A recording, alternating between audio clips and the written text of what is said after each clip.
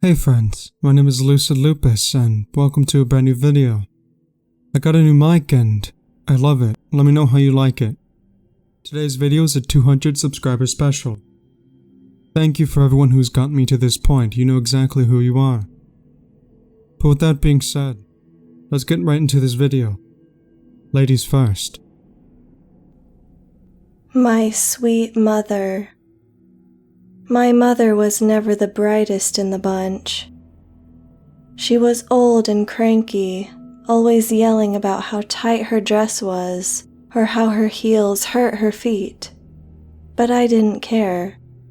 Why would I care? That's what all sweet mothers do. I waved goodbye to my friends, walking up to the door and unlocking. I entered the house and closed the door, flicking the switch of the hallway. I took my jacket off and threw it on the couch. She can pick it up later. That is what all sweet mothers do. They care for their children, love their children, protect their children, and do whatever for their children, by any means necessary. That is what all sweet mothers do. I left the living room and walked over to the basement door. I smiled as I opened the door, thinking about how I would tell my mother about how my day went and how I got the promotion at work and went out with my friends to celebrate. She would appreciate. That is what all sweet mothers do. As I walked down the wooden steps, I could hear her chattering to herself, as she always does. She was moaning and complaining about her heels again, and her tight, tight dress. I rolled my eyes as I turned the lights on in the basement. "Mother, how has your day been?" "Mine has been great, just absolutely wonderful." "Oh, you wouldn't believe it, darling. So you know about that promotion I was talking about? I got it." I squealed, walking over to the shelf and picking up Mother's jar of eyes. Her eyes stared back at me silently, big and wide-eyed. "Oh, I know, it's just absolutely fabulous. I met this one guy who was young and ravishing." I licked my lips as I walked over to her limp form at her old work desk. "A shame he was so delicious, but I'm sure you do understand."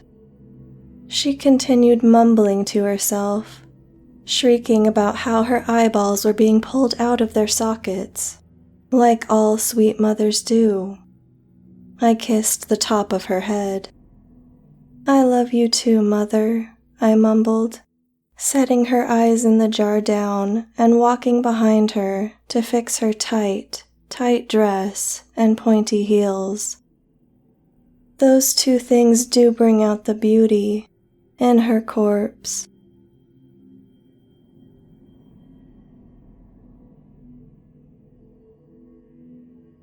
Dear Justin, you only left for work an hour ago, but I miss you already. Can you believe it's been a year already? I hope you like the surprise I have waiting for you tonight. I still remember the day we met at the bus stop in the rain. I was trying to shield myself from the rain with an old newspaper, but you took my hand and offered me your seat under the bus stop enclosure. It was then that I knew that I had to be with you. You were and still are the sweetest man I've ever known.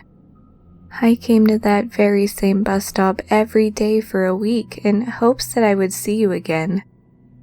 I was about to give up when suddenly, like a gift from the heavens, there you were. Thank goodness you came back that day, or we might not have been. I was worried you wouldn't remember me, but when I sat down beside you, you smiled and said hello. That was the happiest moment of my life.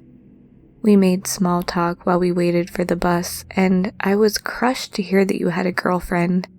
No matter, I knew we were destined to be together. I just had to wait it out. We met at the same place every Saturday and had small conversations during the bus ride.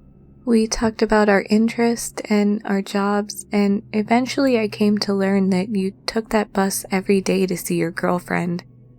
It's embarrassing for me to admit, but I stopped by your girlfriend's house one day after you left. I'm not usually the type to spy, but I wanted to know what I was up against. Seems so silly now, don't you think? I continued to meet you at the bus stop, and eventually I got up enough courage to bump into you when you were going on your lunch break at work. It was lucky that I had shown up that day because not long after I bumped into you, you got the call that your girlfriend had taken that tragic tumble down her apartment stairs. You cried on my shoulder and I hugged you before you rushed off to the hospital. Sadly, nothing could be done. As bad as it sounds, I had worked so hard to be with you, I just couldn't turn back now. I waited until a week after the funeral and again casually bumped into you at your work. I asked you how you were and you shared the whole sad story with me. I comforted you and let you know that I would be there if you ever needed to talk. We met up on your lunch break for a while after that. But eventually you told me that it was too painful and you needed time to yourself. I was devastated by the news, but I still wasn't willing to give up. So I followed you home one night and began leaving presents on your doorstep to let you know that I still cared. This confused you at first, but eventually you realized that they were from me. To my dismay, this only upset you, so I knew that I had to try harder. I knew somewhere deep down you loved me too. You just didn't realize it yet. I started calling, not saying a word. I just wanted to hear the sound of your voice. When you stopped answering, I knew I had to move to a different plan. This brings us to tonight, my love. I hope you don't mind that I let myself in. I've covered the bed in roses and lit a few candles. I can see you now, coming home from work, removing your jacket and placing your keys in the basket in the hall. You have made your way to the bedroom, but you are crying at my gesture. Maybe it was too much. Maybe you're just overjoyed. No matter. There's always tomorrow. Sleep now, my dear, and just know I'll always be with you. Love, Arya.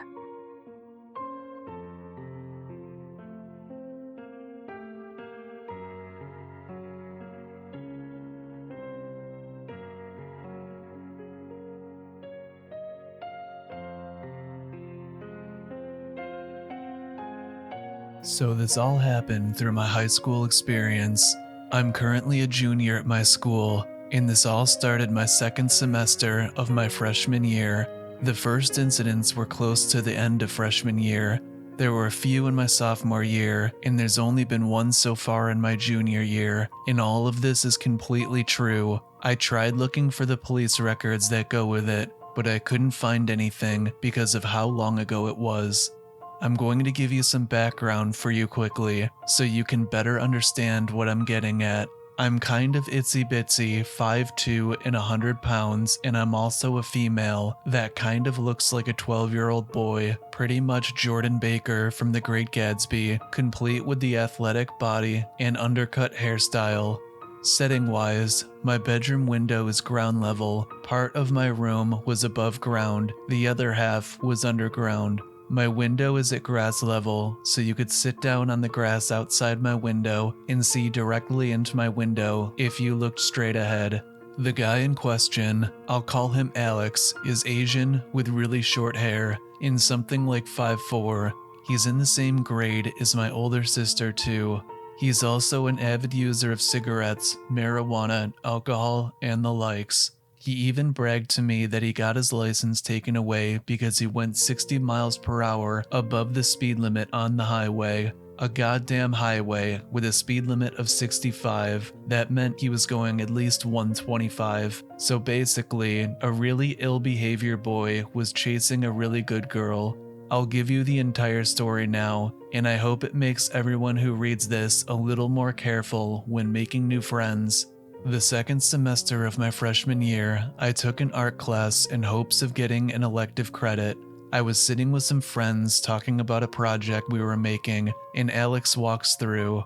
I never noticed him in this class before, which was strange. I should also put this on the timeline for you, so it makes it easier to follow. It was getting close to prom season, so early March kind of time, and luckily, close to the end of the school year, he started talking about whatever, and we really hit it off.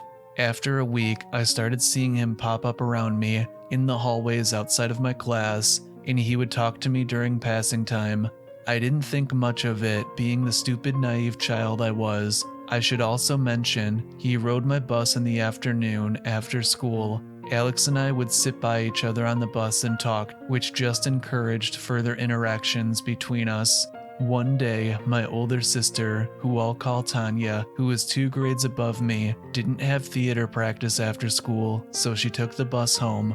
She got on, and when she saw me sitting next to Alex, her face turned white, and she sat down near the front of the bus. I thought this was very strange, so I planned on asking her about it when I got off the bus, but then I forgot to.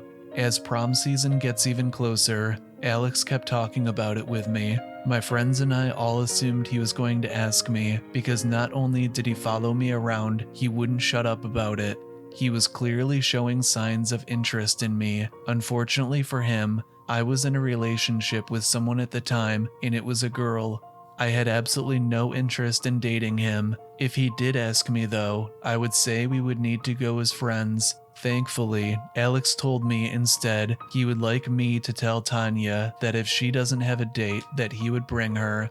Almost immediately remembering the incident on the bus, I just said she has a date already, but thanks. Over the next few days, Alex actually started talking about sexual statistics, things like average lengths of someone's manhood, or the average age that someone loses their virginity. I got super uncomfortable about this and told some of the boys in my class that if it was brought up again, I would like to go sit with them, and they gladly offered to protect me.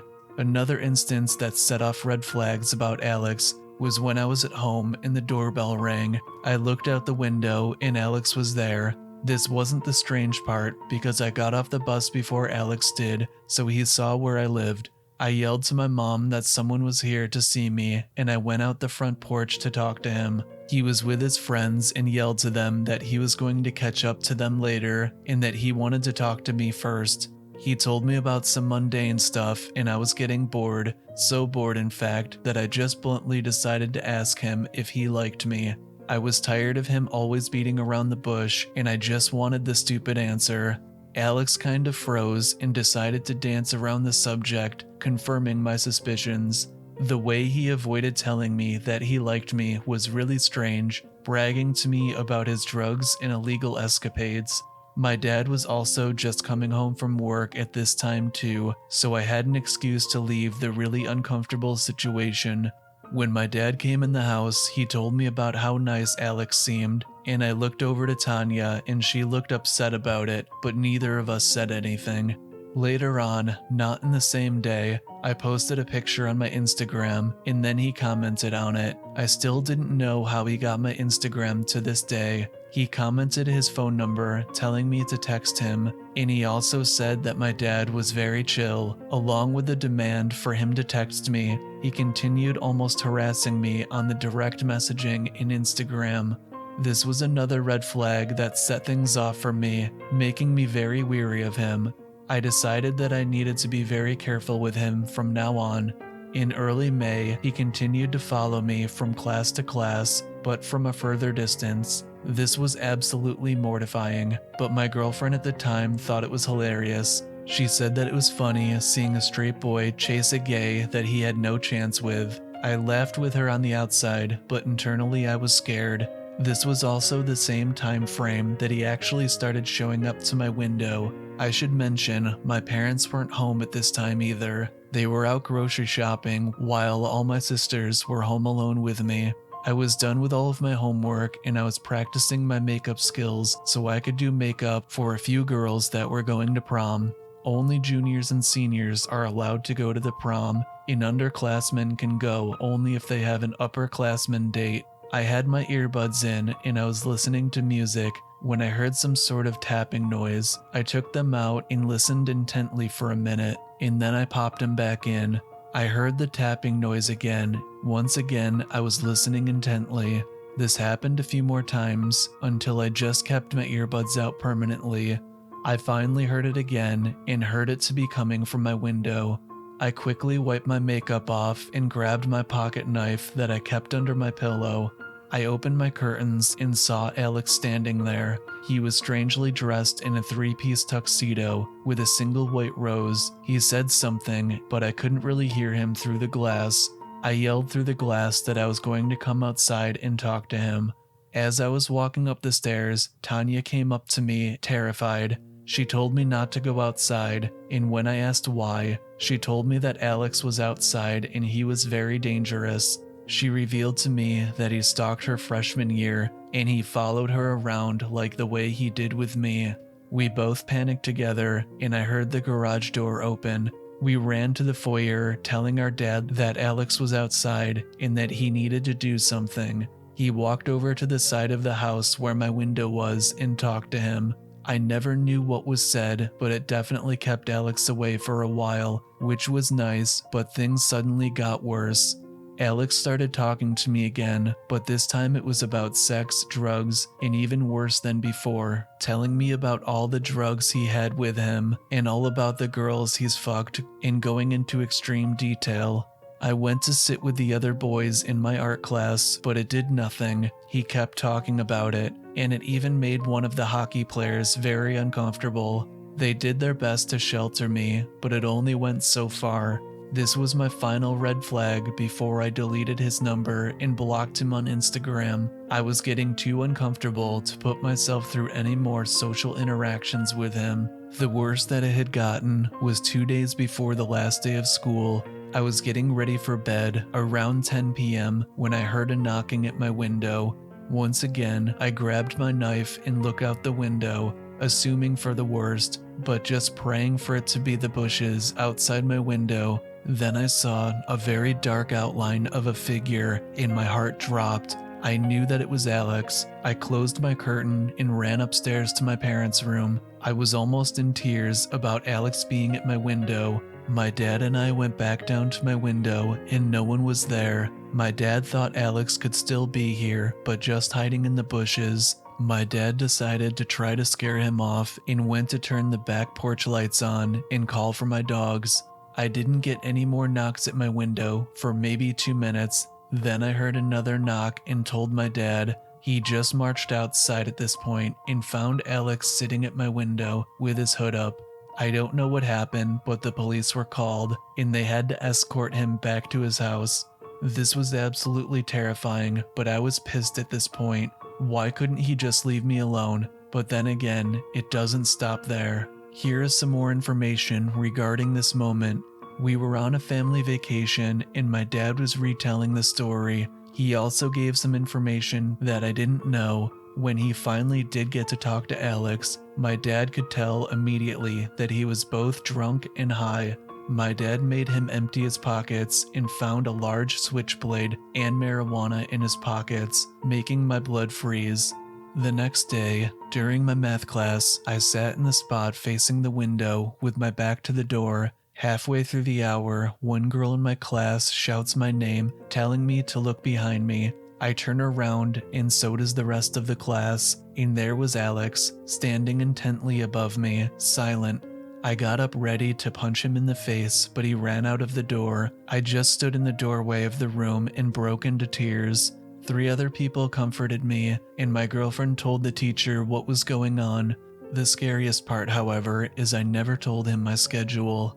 Later that day, my mom, Tanya, and I went to the police liaison at our school to get something done. When the officer said that we could do a no-contact agreement, we ruled it out because it would take too long to put in place with only a couple days left in the school year. When the officer talked to Alex, asking him why he did what he did, he said it was because neither me or my sister told him no. It was the end of the school year and nothing really happened to me over the summer. My sophomore year though, I did have a class with him. I took this class because my girlfriend and I had a bad breakup and I needed to change my schedule to avoid her. I immediately told my teacher about everything so that she knew, and everyone in the class protected me from him. I had no further incidents with him that the teacher didn't put a stop to. She cared about me and is now one of my close friends. My sophomore year was clear of any incidents and I had pretty much forgotten about his existence until recently. I woke up and checked my phone after turning off the alarm. I saw that I got a random Facebook message from someone that I didn't know. My Facebook is as private as it gets, so I didn't think it was actually possible to receive a message from someone that I wasn't friends with on Facebook. My sophomore year, Alex was supposed to graduate, but he didn't. His name wasn't even in the ceremony, and he wasn't even listed in the program.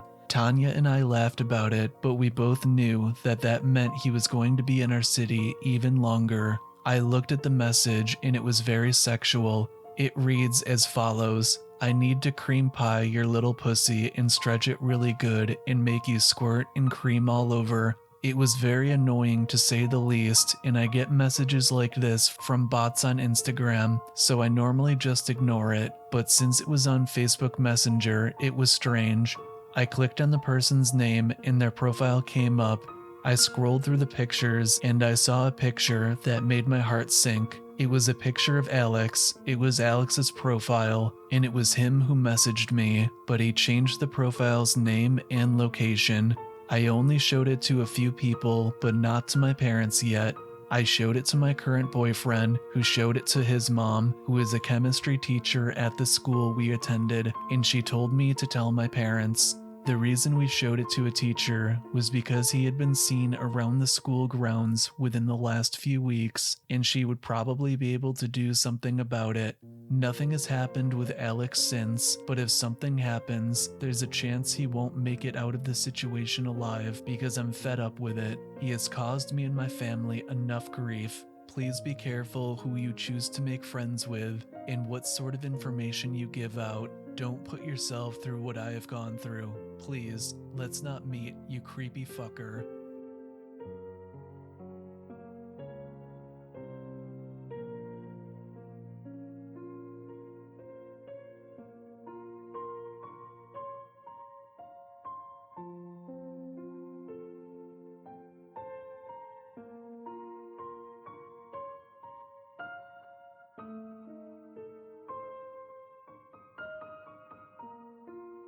Ah, yes, my sweet and beautiful souls. I see you've come back again. Today's story is a bit shorter, and that's alright because I'm going back to giving you something every single day, if I can help it. But this is When Papa Came Home from the War by But I Don't Want to Be a Pirate. So, you know the drill. Sit back, grip your seats, and just enjoy. I was 12 years old when Papa came home from the war. But that day, I felt much younger. Mama said Papa would be different, that we would have trouble understanding, but that we should not be frightened. Because Mama said Papa would need us now more than ever. That day, Mama would not tell us the things she knew we would not understand. That day, Mama would not tell us very much at all. One day, after Papa had been away for about a year, Mama was told he had been injured gravely. Mama wept the day the men came to the door. She shook her head no over and over, and one of the men placed his hand on her shoulder. We couldn't hear precisely what the men at the door said that day, though we strained to hear through the wall from the next room. Their conversation was mostly undiscernible, until just before the very end, when we could hear the men say that despite Papa's wounds, Mama should not fret. The men said Papa's injuries made him a perfect candidate to be optimized. They said Papa would become a hero by design. The men said my Papa was a very lucky patriot, and that our government couldn't be happier with Papa's prospects. At this, Mama sobbed even more violently, but the men seemed unmoved. He is a very lucky patriot, they reiterated. Before Papa came home from the war, he was preceded by outfitters who would make our home suitable for Papa. A day before Papa was to return, the outfitters installed Papa's power track on the ceiling of our house so that Papa could move from room to room as he pleased, with plenty of energy, they said. When I was a young boy and Papa and I would play ball, he would run with the energy of 1,000 horses. Now, said the outfitters, Papa would run on energy. Energy, the outfitters said, was all Papa would need from now on. Papa had so very much energy before the war, and now energy is all that he needs. The outfitter said we should be proud of our father, a lucky patriot. They insisted to Mama as they stowed away their tools. But as the outfitters spoke, it was clear that they would not look Mama in the eye. The day Papa came home from the war, the outfitters met us at the door and assigned us each a badge. These are so that your Papa can identify you, one of the men said to us as he distributed the plastic ID badges. Keep them on and uncovered at home so your Papa doesn't become confused. We nodded blankly as a van backed into the driveway. Papa would need to charge his energy reserves, we were told, so he would be asleep while the outfitters installed him onto his track. That night, Papa hung by the front door on his track as he charged, next to the raincoats on the coat rack that he and I had built during summer when I was 10. Since the shelf had no ID badge, I wondered how Papa would recognize it. I wish Papa had an ID badge, I thought that night, as I watched him, dangling silently on his track as he built up his energy. Maybe then I would recognize him. The morning after the outfitters installed Papa onto his track, he awoke and drifted into the kitchen with a ruckus. His ceiling track would become less noisy after a break-in period, the outfitters assured us. We had been so eager to speak with Papa since he had left for the war, and to tell him how much we'd missed him so. But on that morning, none of us could find words for Papa. He didn't seem to mind, though. His display screen assured us that he was awaiting family input. Before the war, Papa had always loved to ask us questions about our lives and our feelings and our dreams. And so we were glad to see that he was patiently waiting our input. Before the war, Papa always had such profound thoughts to share with his family, and he loved to speak his mind. That morning, though, Papa merely awaited his family's input, hanging silently. In the ensuing years, as I grew into a young man, Papa's memory troubles would frustrate me, and I would shout in anger. Not at him, but rather at Mama, because I knew Papa was injured in the war, and he wouldn't be able to understand. How could he have forgotten so much of us, of watching us grow up? I raged. Your father knows that it has been difficult for us, Mama would remind me on those most trying days. When I asked Mama why Papa couldn't remember my favorite color, why he couldn't remember our weekends fishing or camping, Mama said that when Papa was injured, the optimizers had not been able to find enough information to properly configure his predictive personality augmentation prosthesis, and that Papa's injuries had rendered his baseline data quality as poor during the onboarding procedure. She reminded me that, had Papa not fought with such valor on the government's behalf, he would have likely not been nearly as eligible for optimization, and that our Papa would have been lost to the war. Each time that I would yell and scream at Mama in this manner, my resentment for Papa grew. Before the war, Papa was an optimal man. After he was optimized, though, he had been rendered dependent on our patience, on our love, on our pity. His family had required optimization as well, it seemed. The war, meanwhile, raged on, and every day's news coverage brought fresh stories of newly optimized lucky patriots. And every day we found ourselves thinking of their newly optimized families, though we tried not to. For the past week, Papa has been away for maintenance.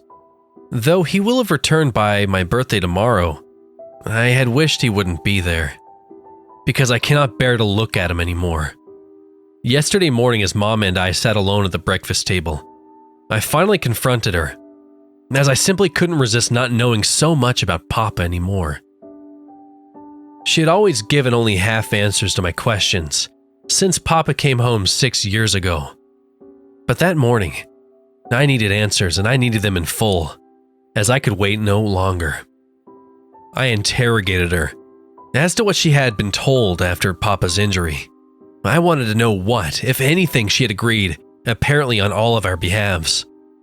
Fighting tears, she finally shared the details of the day the men from the government came to the door when I was 12. Mama said the men told her that Papa had been injured in a manner that rendered his optimization mandatory, and that the government automatically approved any soldiers to be optimized if they had family to care for, should their injuries require such. The government, Mama said, wanted to return to the families as much as they possibly could of what they had taken for the war. This notion filled me with rage. And exactly how much of Papa did they manage to so kindly return to us then? I demanded, as my hands clenched into fists in my lap. That appliance that they said was our Papa. How much of Papa is in there? How much of Papa came home to us, Mama? I want a goddamn quantity. Mama, speechless and fighting tears, stood up from her seat at the table and nodded to herself, as if affirming the correctness of what she was about to do. She meekly wandered to her little desk in the corner of the kitchen, and after a bit of rummaging, she produced a manila envelope, out of which she selected a one-page document. After restowing the envelope in her desk, Mama returned to her seat, then slid the paper across the table to me. Face down, the wary look in her eyes begged me not to read it, but I needed to know. I flipped the page over and scanned the document. The title header read, Battle Zone Wounded Personnel Recovery Report. Summary of recovered remains for Soldier ID 121-73245. Papa's ID number. Below the title was a bullet-pointed list, detailing what had been recovered. Personal effects. 1 dog tag, partial matching Soldier ID. 1 wedding ring, 18 karat gold, complete. Total personal effects to be returned, 2 items. Biological and anatomical. Left ring finger, 0.11 pounds, complete digit. DNA ID match OK. Torso, lung, diaphragm fragments, 6.72 pounds, coherent mass. DNA ID match OK. Miscellaneous skull fragments, including left eye socket, 0.12 pounds. Numerous distinct fragments, DNA ID match OK. Brain matter with attached dura fragments, including pans partial, hippocampus, corpus callosum, and left cerebral cortex var. Wernicke's area, 1.73 pounds. Semi-coherent mass, DNA match OK. Neuro recovery prospects, poor. Corruption likely. I read that page yesterday at the breakfast table, and in doing so I confirmed what I have suspected ever since Papa came home from the war those years ago. I realized then that Papa had never come home from the war, and the optimized abomination standing in for Papa was nothing more than a prosthetic, a track-mounted, energy-consuming urn, a sick, hollow, user-interactive effigy to the man who had raised us and cared for us. They put my Papa through the meat grinder, and they called the mess of flesh and gore that came out the other end a lucky patriot, indeed. Who in the world would need to mourn or to bury a lucky patriot? as long as they can still slow our coffins off onto a ceiling track. We can all be lucky chuckle-fucking patriots, awaiting our family's input. They had even managed to save Papa's wedding ring. What luck! What patriotism! I can't even fucking believe it's not butter. Come fight for us, they say, and we'll send you home in a 50-gallon bag of lucky patriotism, complete with ingredients list. That's right, folks. Eternal life on a stick for each and every lucky patriot. Careful, though. It could stain the carpet. And now, tomorrow is my 18th birthday, and I am to be an adult. At dawn, alongside my fellow draftees, I'll be leaving off to go fight in the war. Papa doesn't seem concerned, though. He is, as always these days, awaiting family input. Regardless, I don't pay too much mind to Papa anymore, as I've reached a new understanding. Our Papa, who fished and camped and built shelves with me, and who knew with certainty that my favorite color was green, never did come back from the war. Now as I gaze across the table into Papa's display screen, lost in my own reflection staring back at me, I've realized something. I hope, beyond luck, that I shall never come home from the war either.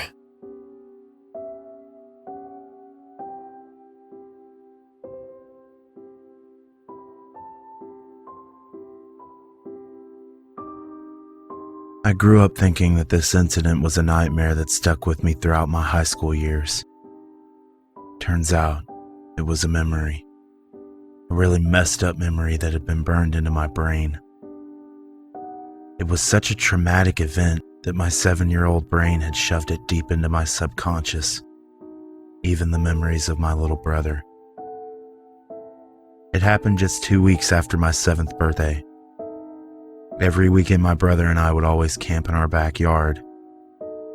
It was sort of our thing, our amazing adventures in the Amazon forest. It happened around 10 that night. My brother and I had just climbed into our tent for the night after our adventures and some s'mores.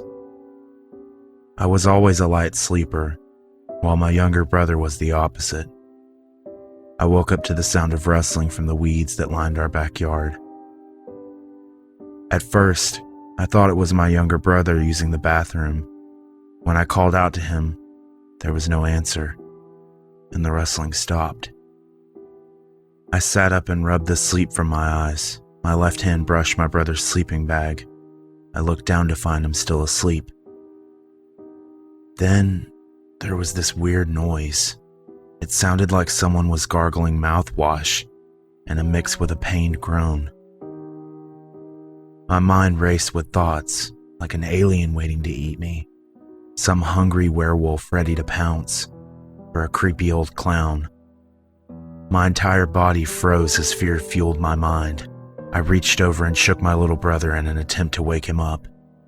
He let out a groan and rolled over. I held my breath and listened for a long while. The sound stopped. I shook my little brother's shoulders a little harder this time. He looked up at me and stared at me. Shh. I think there's something outside. He looked around wide-eyed. He was scared. I contemplated whether I should be the big brother and check, or if I should just take my little brother and make a run for it to the house. I took one more look at my little brother, and that's what gave me the courage to go outside. As quietly as I could, I unzipped the tent and stared at the back door of our house. I started to have second thoughts, but I made it that far, so why not go all the way? I puffed out my chest and climbed out of the tent. The wet grass soaked my socks and the cool night breeze felt good. The tall grass rustled behind me, and again I froze. As if my body had a mind of its own, I started to walk towards the edge of the yard. My breath caught in my throat as I inched closer and closer. I couldn't look away or move.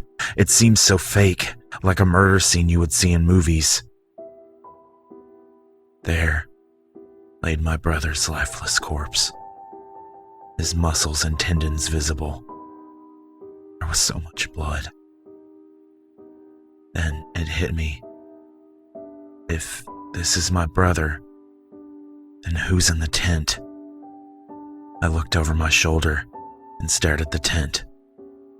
It moved and shifted as the thing inside slowly climbed out of the tent.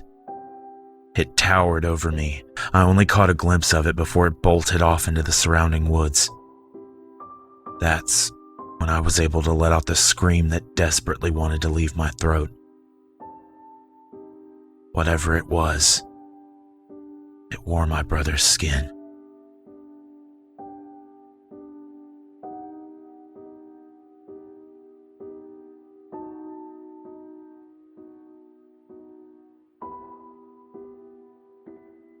I exited the back bathroom and saw him.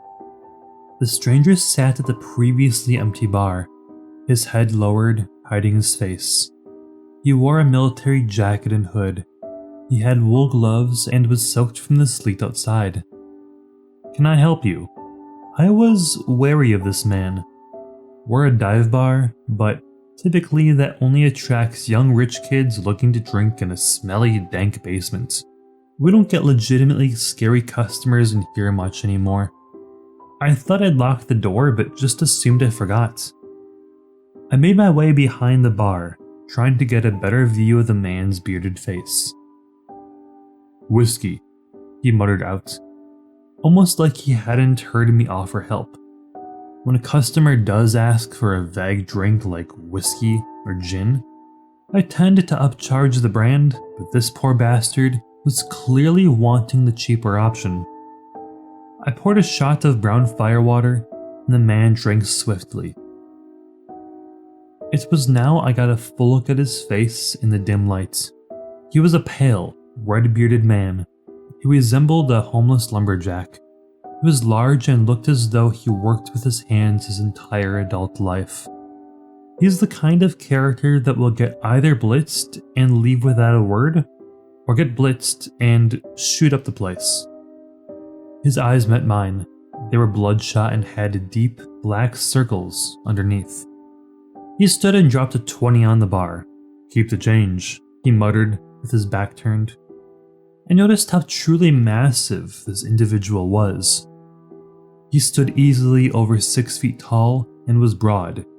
Not fat, but just a wall of a man. He wandered out the door into the blasting sleet, and the door closes behind him. I ran, swiftly locking the door. I still don't know exactly why I felt such unease with the individual at the time, but I soon learned my feelings were well placed.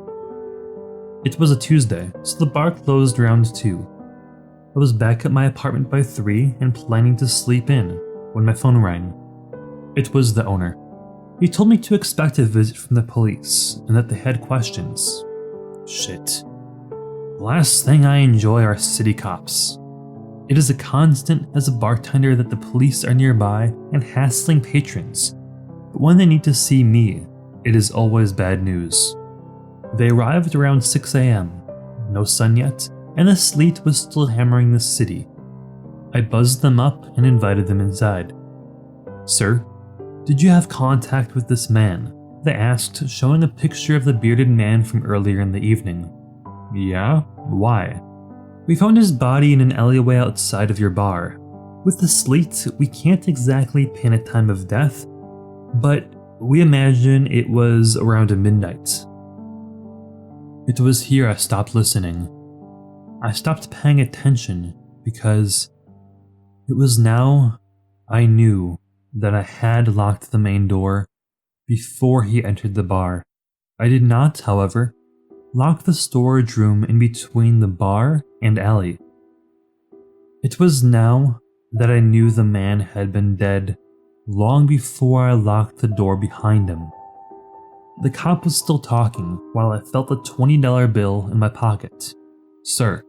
My head snapped to attention and met the officer's gaze. "Sorry. We're investigating the strong possibility that this is a homicide. Can you tell us of anything unusual that happened during this man's visit?" "No," I answered honestly. Clearly, I couldn't tell him that I served whiskey to an angry ghost. Clearly, they wouldn't believe I knew why he was killed. Obviously, they wouldn't be understanding to the fact that those rich kids like to beat homeless people to death and that I've been looking the other way for years. Just sad that this poor bastard actually had a dime to his name when he left.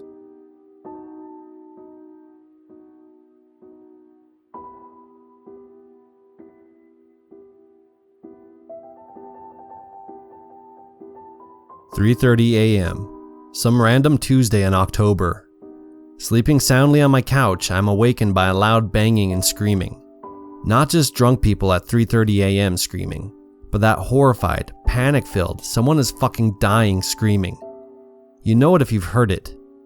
My eyes open and I immediately see a half-naked woman, covered in blood, banging on my door. Ripped button-down shirt, barely holding on, boobies flapping everywhere, and panties. That's it. It's freaking October, in New England. It's cold as shit here. Anyways, she's banging on my door with both fists, screaming, 'Help me, help me. They're chasing me. They're going to get me. They're going to kill me. Help me.' For the most part, I'm dumb, but not completely. I'm not going to just open my door to some screaming, bloodied up psycho. I hit my alarm and let it go off a bit, perhaps scare off whoever is chasing her. Then I do the only humane thing I can do in this situation. I let her in. I pull her into my home and close the door really quickly. Answer the call from the alarm company. Yes, send the police, send an ambulance, thank you for being real. I've never used my alarm before. It was nice to know they are actually real. Now I have this lady bleeding all over my living room and crying hysterically, repeating over and over, they were animals, they were chasing me like animals. I can clearly hear she has an accent. I'm figuring Russian, Romanian. She is speaking broken English and is scared as hell. I take her into the kitchen and enter CSI mode. I'm thinking, yeah, I got this shit. I'm gonna not contaminate evidence and make sure I keep all the bloodied rags I used cleaner for the cops. All while she is still saying she was being chased by animals and all that.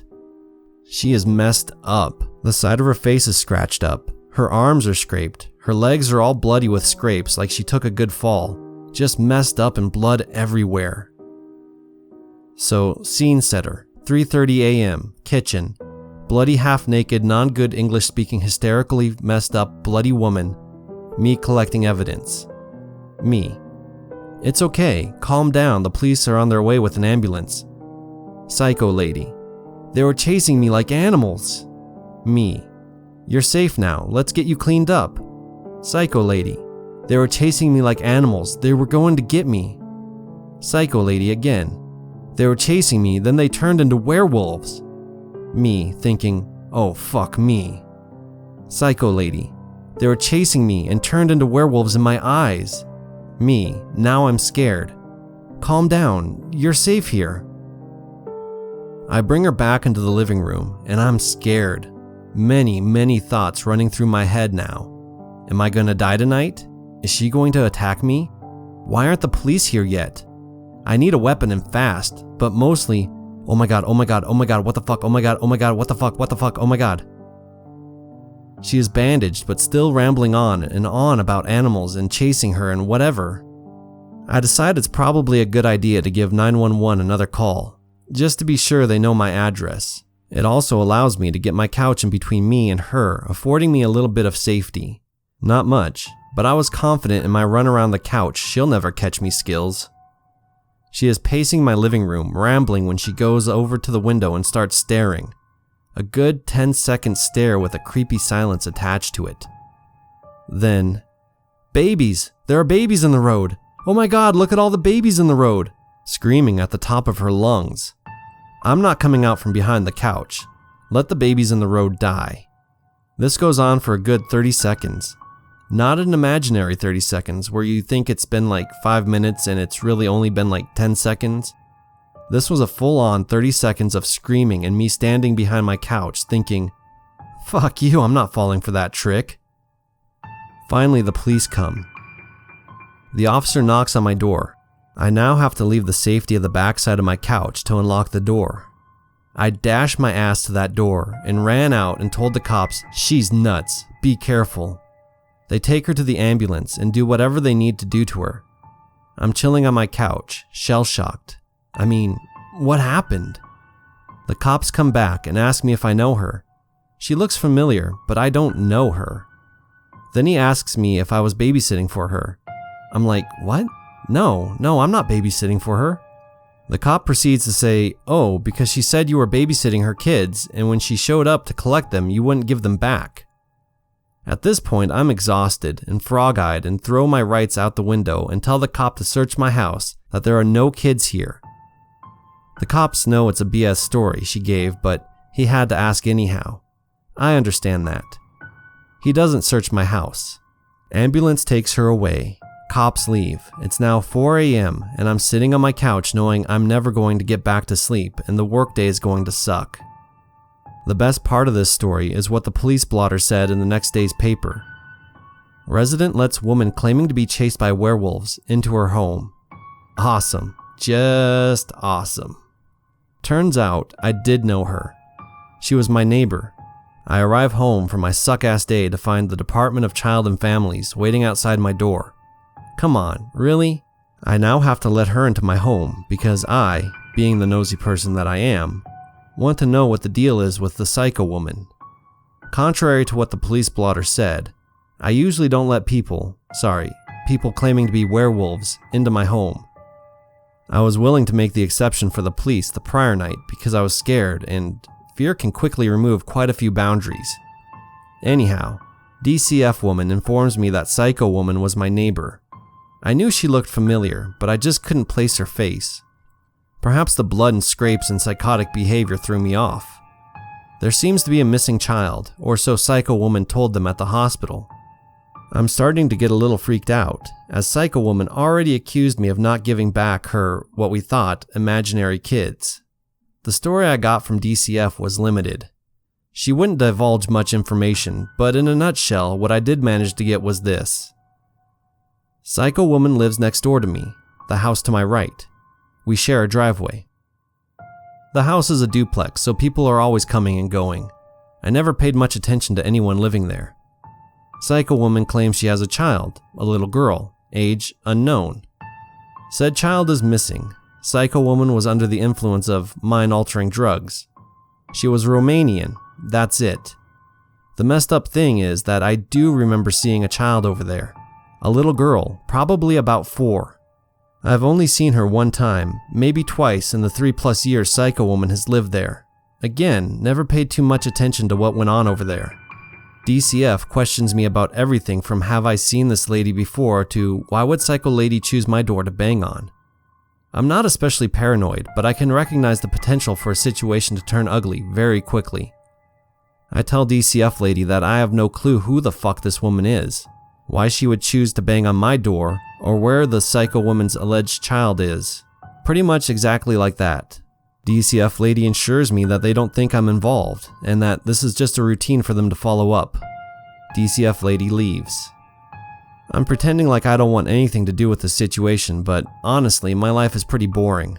This is the most excitement I've had in months. Next day, 4 police cars, K9 squad, 5 to 6 uniformed cops, 2 plainclothes, show up at my neighbor's house. My nosy ass goes outside. Psycho Woman's door is wide open and the fuzz is walking in and out and the K9 unit is bringing in the dogs. The cop tells me the following story. I swear on all that is sacred, I am not making this up. It seems that upon entering the house, they found a mess, just dirty, dingy, and all-around health hazard. The basement was wall-to-wall mattresses. The bathroom attached to the basement was just rank. It was a 2-bedroom condo with the non-master bedroom wall-to-wall mattresses. However, the master bedroom looked like a king's room. That's pretty much all I got out of the cops. I hung around and watched them drag all the mattresses out. It was pretty gross. Dirty piss stains and whatever else nastiness all over them. They took about 3 dressers, cheap Walmart types. Miscellaneous other crap, tables, chairs, couch, etc. Turns out this house is a Romanian immigrant sex trafficking operation. The owner of the house is bringing these Romanian girls over, providing housing, if you can call it housing, and selling them out for sex. Psycho Woman did have a kid, but it was taken away by DCF about 6 months prior. The Psycho Woman herself was, as far as they could tell, on a job using what they think was crank or meth. She freaked out all messed up and was running home when she must have fell several times and got all messed up. She, again what they think, hit the height of her paranoia upon reaching my door, and then, well, the rest is history. Moral of the story: if you don't let crazy, bloodied, half-naked women into your home at 3:30 a.m., you will never find out that your neighbors are running a Romanian immigrant sex trafficking operation.